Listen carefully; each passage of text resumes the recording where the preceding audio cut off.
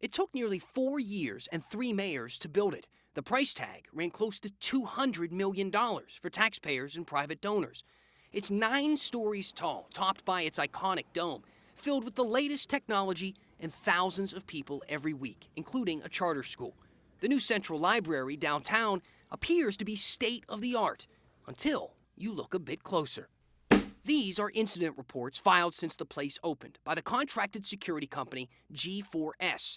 Now, before we go through them, keep in mind, these guards you see here have no weapons, not even pepper spray. And at most, there are only 4 of them on duty in a building that's 500,000 square feet. And here is what they're dealing with. This is footage, according to a source, of sexual offender Gregory Carroll. He was convicted of rape by force or threat with a child under 14. He's listed on the Megan's Law website as a transient. They found him near here, the teen center in the library. And this report was filed when someone saw a man carrying a hatchet walking around the 2nd floor. He ran off before guards could question him. Security also grabbed shots of this man when someone in the computer lab said he looked at her, pulled down his zipper, and exposed himself. In that same computer lab, this man and 2 others watched pornography. One man viewed nudes and bondage. They caught this guy more than once. And how about this video? 2 men fighting, chasing each other in the streets outside. Team 10 sources say this is pretty common. Right across from the library's front doors is an area packed with homeless people sleeping in tents. Reports show some of them have been found sleeping in the library, in the hallways, computer labs, and bathrooms. This stall was covered in blood.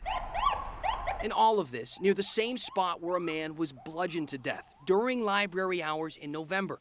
It's a crime that's still unsolved. You would think with all of this going on and limited security, the new library would at least have good locks on the doors. But it doesn't. This is another back door to take you inside the actual library. And there you have it. Middle of the night, completely unlocked.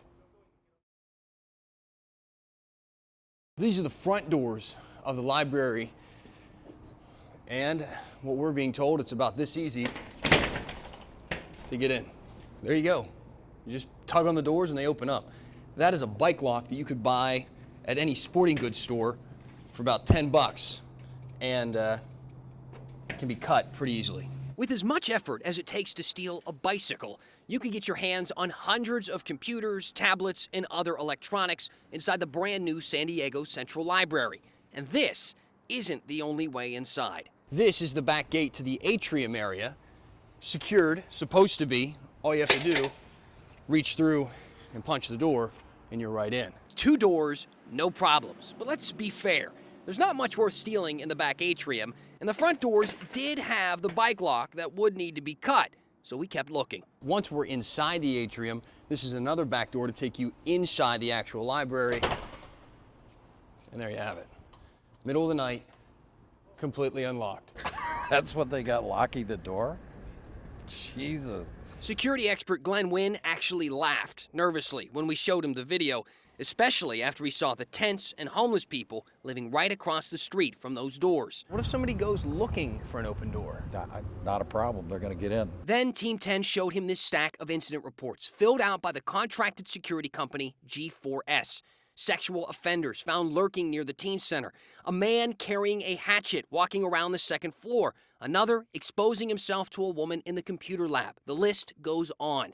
Not to mention this story we brought you back in November when a man was beaten to death right outside during library hours. The liabilities that the city faces in a situation like this is astronomical. There's no limit as to what could happen in lawsuits against the city.